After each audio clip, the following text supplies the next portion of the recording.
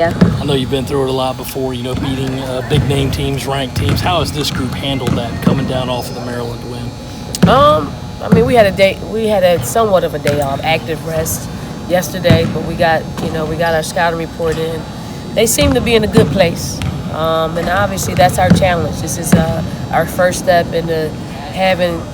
I wouldn't call it adversity, but it's a challenge. It's a different dynamic to playing, a big game, and then someone that's not as traditionally powerful in our in the Power Five. So we'll see how they end up playing. Aliyah has 15 blocks in her first 2 games. What makes an elite shot blocker? Well, an elite shot blocker is one that really has an understanding of what other teams are running. That's number one. I think she has a real sense of the game, and she has real great recollection of what she's heard in scouting reports and preparation, and she's able to execute in games because, being a shot blocker isn't just being at the right place at the right time. Is knowing that you're in the right place at the right time and not really guessing. So she always puts herself in a position to block shots and also know, if it's not a one-on-one block, if it's a help block, she knows where her man is so she can get back into play to box out the rebound. I think Aliyah is just pretty imposing her will when it comes to blocking shots, and it's a great thing to see. I just hope that the reputation is out there that she's a shot blocker, and we won't pick up fouls. So I don't want to jinx it in that way. I know you knew Aliyah was very talented coming into the year. Are you at all surprised at how quickly she kind of seems to have adjusted to the outcome? No. I knew she was highly intelligent. I knew she understood basketball. Our conversations were always, a little more in depth than your regular high school player. I just didn't know how much she talked. Like she's talking on every single pass, not play.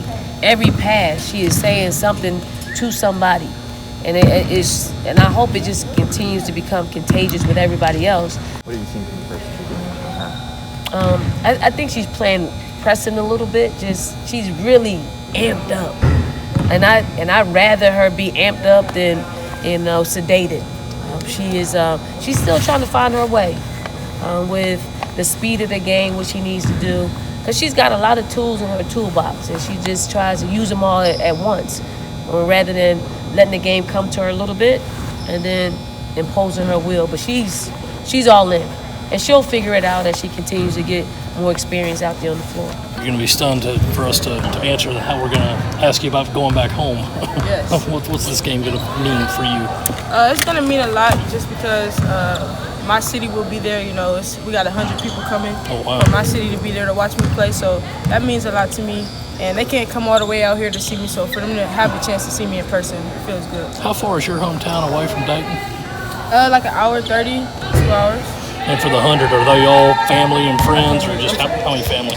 I have a big family. It's probably like 50 of the people that's coming are probably half of my family.